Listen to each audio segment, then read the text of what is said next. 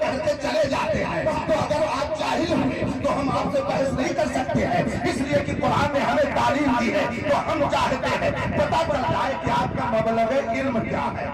1.5 گھنٹہ تک جناب کا علمی جنازہ نکلتا رہا, اور جب زیادہ جوش دلایا گیا تو ہم نے دیکھا کہ جناب کے چہرے پر ہوائیاں اڑنے لگی.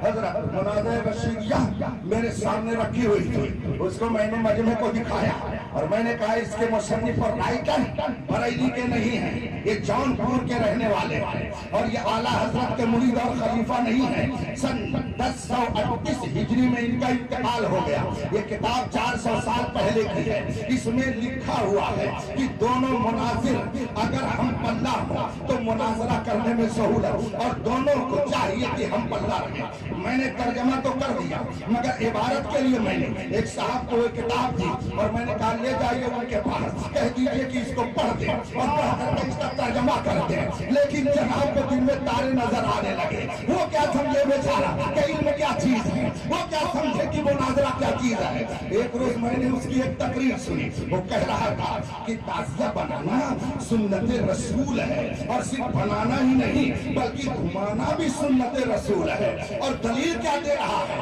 کہ رسول پاک صلی اللہ علیہ وسلم مکے میں امام حسین کو کندھے پر بٹھا کر مکے کی مدینے کی گلیوں میں گھماتے تھے, اور تعزیہ امام حسین کی یادگار ہے تو اسے بھی گلیوں میں گھمانا یہ رسول پاک کی سنت ہے. اس لیے کہ حضور نے امام حسین کو مدینے کی گلیوں میں گھمایا, تو ہم اگر ان کی یادگار تعزیہ کو گھمائیں تو یہ رسول پاک کی سنت ہے. مارے گھٹنا پھوٹے سر جب اس نے یہ تقریر کی, اس کے ماننے والوں کا نعرے حیدری, سمجھ میں بات آ گئی. وائی سے بے نیاز بھی جاہل مطلق ہے, اور ان کے ماننے والوں کا بھی وہی حال ہے. اس لیے میں نے سوچا تھا آج ان کا علمی جنازہ نکل جائے گا, لیکن بعد میں سمجھ میں آیا علم ہے ہی نہیں تو علمی جنازہ کیا نکلے گا. ہاں جہالت کا جنازہ ضرور نکل جائے گا. اب میں نے کہا ذرا یہ کتاب ان سے کہہ دیجئے پڑھ کر کے اس کا مطلب بتا دیں, تاکہ لوگ سمجھ جائیں کہ اختر حسین قادری اپنی طرف سے نہیں کہہ رہا ہے بلکہ یہ لکھی ہوئی کتاب ہے,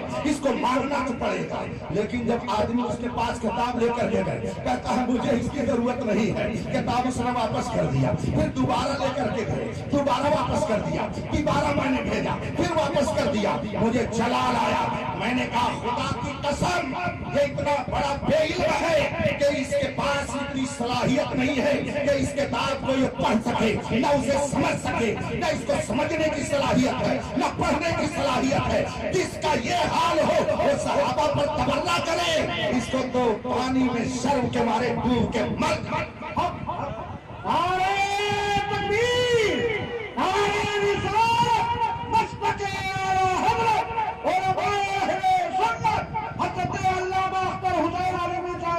اور اس کے بعد پھر جب بہت جھجوڑا کہ سند دکھاؤ بھائی, سند دکھاؤ, تو بہت جھجوڑنے کے بعد جوش میں کہتا ہے یہ میں بھی سند لے کر آیا, لے جائیے ان کو دکھا دیجئے.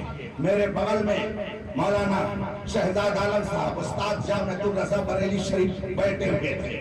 میں نے ان سے کہا ذرا دیکھیے تو انہوں نے ہنس کے کہا حضرت یہ تو عجیب سند پیش کر رہا ہے اپنے عالم ہونے کی. میں نے کہا وہ کیا؟ کہا ایک حفظ کی سند ہے اور ایک اردو ڈپلوما کی سند ہے, اس کے علاوہ اس کے پاس کوئی سند ہی نہیں ہے. میں نے کہا اللہ اکبر. ارے جناب اسی لیے تو آپ اتنی دیر سے سند نہیں دکھا رہے تھے, اس لیے کہ آپ کے پاس عالم کی سند ہے ہی نہیں, کیونکہ آپ نے پڑھا ہی نہیں ہے. آپ بے علم ہیں, بے علم سے مناظرہ کرنے کے لیے اختر حسین نہیں ہے. لاؤ کسی علم والے کو تو پتا چلے. مجبوراً اس کے صدر مناظرہ نے کہا ہم اعلان کرتے ہیں ہم نے جن کو مناظر بنا کے بھیجا تھا ان کے پاس کوئی سند نہیں ہے, وہ عالم نہیں ہے, اس لیے ہم ان کو ہٹا کر کے دوسرے کو لاتے ہیں. اللہ اکبر. اتنی ذلت و رسوائی اسے مجمع میں کل اٹھانی پڑی. میں نے دل میں سوچا جو صحابہ کی عظمت پر کھیلنے کی ناپاک کوشش کرتا ہے خدا اسے ایسے ہی اچھی جگہوں پہ بلا کر کے